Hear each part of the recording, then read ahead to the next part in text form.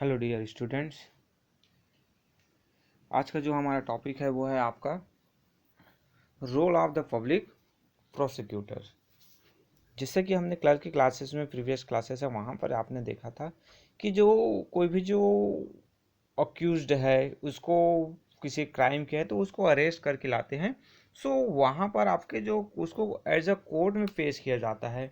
तो वहाँ पर डिफरेंट टू टाइप्स के जो लायर्स हैं वो होते हैं। एक जो है आपका डिफेंस लॉयर और एक जो होता है आपके पब्लिक प्रोसिक्यूटर, जो आपके गवर्नमेंट की तरफ से या स्टेट की तरफ से वो आपके जो क्रिमिनल है या फिर अक्यूज्ड है उसके अगेंस्ट केस लड़ते हैं। So any criminal offence is deemed to be an offense against society and therefore against the state. A public prosecutor is a lawyer who fight for and defends the state. यानी generally कहा गया कि जो public जो prosecutors के बारे में हम बात करें, सो उसका जो रोल है कहीं ना कहीं वो स्टेट या फिर गवर्नमेंट की फेवर में होता है, क्योंकि कोई भी जो अक्यूज्ड है अगर वो कोई क्राइम करता है, कोई लॉ को ब्रोक करता है, सो कहीं ना कहीं वो हमारे जो स्टेट है, कंट्री है, उसके अगेंस्ट होता है। तो इसलिए जो पब्लिक जो प्रोसिक्यूटर है वो उसके अगेंस्ट में क्या करते हैं, केस लड़ते हैं।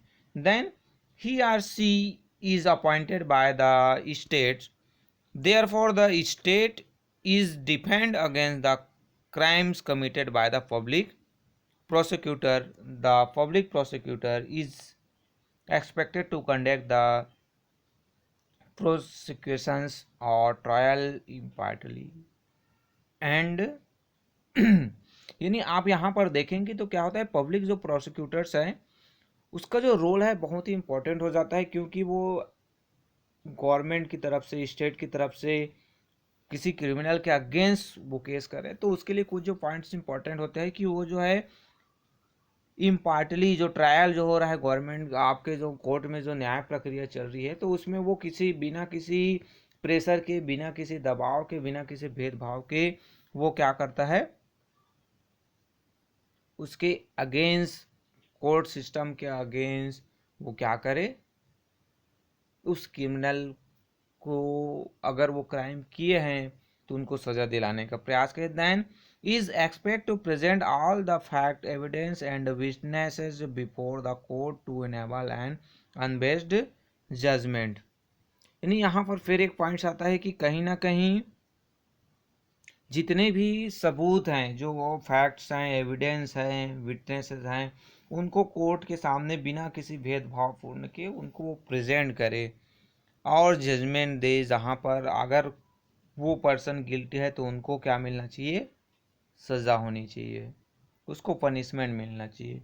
सो the accused will be presented by his or her lawyer and if the accused is financially incapable, the court will appoint a lawyer for him or her. This lawyer is called the defense lawyer.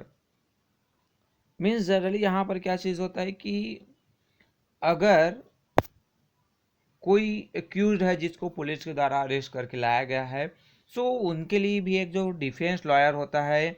अगर जो accused है वो financially उतना सक्षम नहीं है कि वो अपना वकील कर पाए, तो ऐसे सिचुएशन में कोर्ट है वो भी उनको डिफेंस लॉयर है वो प्रोवाइड करता है, ताकि उनको भी न्याय पाने का पूरा अधिकार है। सो उनको भी चांसेस दिया जाए, इसलिए कोर्ट के द्वारा एक लॉयर है वो अपॉइंट कर दिया जाता है जिसे कहा जाता है डिफेंस लॉयर। देन अब जो ट्रायल जो प्रोसेस होता है, यानी कोई भी जो केसेस है अब उसकी सुनवाई होती है। So the key factors to be noted here is that in our country a person accused of a crime is consider innocent until proven guilty by the court of law. यानी हमारे जो न्यायालय जो सिस्टम है वहाँ पर एक basic features है कि अगर किसी पर्सन को अरेस्ट करके लाया गया तो वो एक्यूज्ड कहलाता है ना। वो अभी तक जब तक उसके जो गिल्ट है वो प्रूव नहीं हो पाता है तब तक वो जो है इनोसेंट कहलाता है। तभी आप लोग देखे होंगे कि जैसे ही किसी न्यायालयीन प्रक्रिया में जब केस खत्म होता है तो अगर उसके अगेंस्ट कोई प्रूफ नहीं हो पाया तो उसको बाइज्जत बरी किया जाता है। बाइज्जत यानी जो उनके जो इज्जत जिससे पहले था उसी रूप में उसको कोर्ट से रिहा किया जाता है, बरी किया जाता है। मतलब वो जो पर्सन है वो एक्यूज होता है, वो गिल्टी पर्सन या क्रिमिनल नहीं होता है। सो a fair and open trial is mandatory.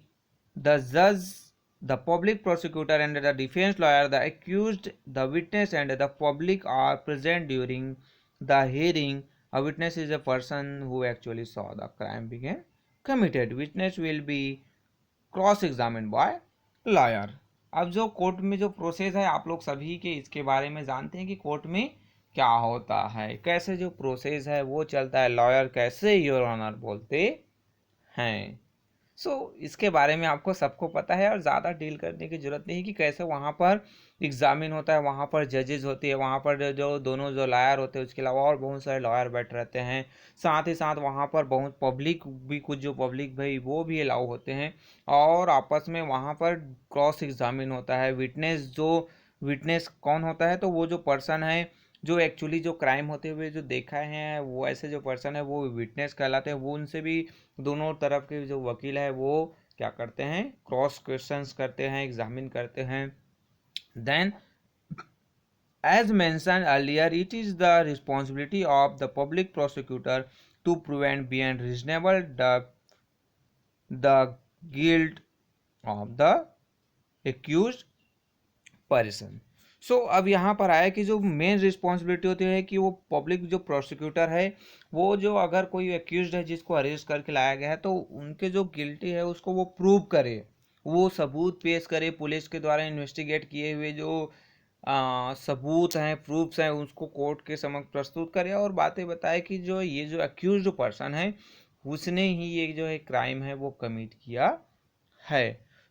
Till such time the accused is deemed as innocent, the judge hear both sides of the case, then based on the evidence or proof presented by the police, witnesses, defendant and prosecutor, the judge gives his or her verdict। यानी आपके जो यहाँ पर बात है कि जो जज है वो दोनों तरफ की बातों को सुनेंगे, जो केसेस है उसको डिटेल स्टडी करेंगे, वहाँ पर जो भी आपके प्रूफ वहाँ पर दिए गए हैं, विटनेसेस की जो आपके बातें हैं, उनके जो गवाही है उसको सुना जाएगा। सब चीज़ एग्जामिन करने के बाद जो जज है वो अपना डिसीजन है वो देता है। अगर क्रिमिनल पब्लिक प्रोसिक्यूटर पुलिस के द्वारा सही जितना भी जो सबूत है वो सही दिया गया डिमांड, तो अगर क्रिमिनल के अगेंस्ट सबूत मिले तो उनको क्या दिया जाएगा, सजा सुना दिया जाएगा। अगर कोई सबूत नहीं मिला तो उनको बाइज्जत बरी कर दिया जाएगा। ये आपके जो एक जो प्रोसेस होता है, then the punishment will vary depending on the magnitude of the crime committed. If the crime so warrant, the judge may even award the death sentence. But if a lower court award the death sentence, the criminal will not be executed till the sentence is confirmed by high court. If the verdict given by high court is unsatisfactory, the case can go to the supreme court। अब यहाँ पर हुआ कि जो person है वो क्या हो गया, गिल्टी, उसको बात गिल्टी है वो प्रूव हो गया। अब ऐसा सिचुएशंस में जो उनके क्राइम के अकॉर्डिंग टू जो हमारा जो कोर्ट ऑफ कंडक्ट बना है उनके अकॉर्डिंग टू कौन कौन सी जो धाराएं लगाई जाएगी उनके अकॉर्डिंग टू उनको सज़ा दिया जाएगा। कोई छोटा सा गुनाह है तो उसको सज़ा है कम मिलेगा, 1 साल 2 साल, या फिर किसी किसी में कुछ जुर्माना भी लगा दिया जाता है। बट अगर कोई ऐसा जो क्राइम है तो उसके लिए उसको डेथ सेंटेंस यानी फांसी की सज़ा भी, मौत की सज़ा भी दिया जाता है। और ऐसा तो नहीं है कि जनरली जो लोअर कोर्ट में वहाँ पर उनको फांसी की सजा दे दी है तो तुरंत उसको फांसी पर लटका दिया जाए, ऐसा नहीं होता है। लोअर कोर्ट में है तो उससे हाई कोर्ट में जा सकता है। हाई कोर्ट्स में अगर सजा दिया गया है तो वो जो है सुप्रीम कोर्ट भी जा सकता है, और सुप्रीम कोर्ट में चला गया उसके बाद एक और ऑप्शन बचता है कि वो जो मर्सी जो पिटिशन है यानी जो दया याचिका है वो राष्ट्रपति के पास भी डाल सकता है। आपने न्यूज़ में अभी जो कुछ समय पहले बहुत सारे ये जो मर्सी जो पिटिशंस है, दया याचिका से रिलेटेड जो चीज़ें हैं वो कोर्ट में चल रहा था, आपके राष्ट्रपति के पास गया था, फिर वो सुप्रीम कोर्ट फिर वापस आया कि यानी आप मुजरिम है जिसको दोषी करार दे कि उनके पास बचने के बहुत सारे चांसेस होते हैं, और कहीं ना कहीं लेकिन अगर सब चीज़ सही रहा तो उनको सज़ा भी, मौत की सज़ा भी हो जाता है। सो ये जो एक जो सिस्टम था प्रॉपरली जो रन करता है कोर्ट सिस्टम, पुलिस जो सिस्टम है, उसके बारे में हमने देखा। तो यहाँ पर ये आपका चैप्टर है वो कंप्लीट होता है। नेक्स्ट वर्क है आपका exercise work. So okay, thank you.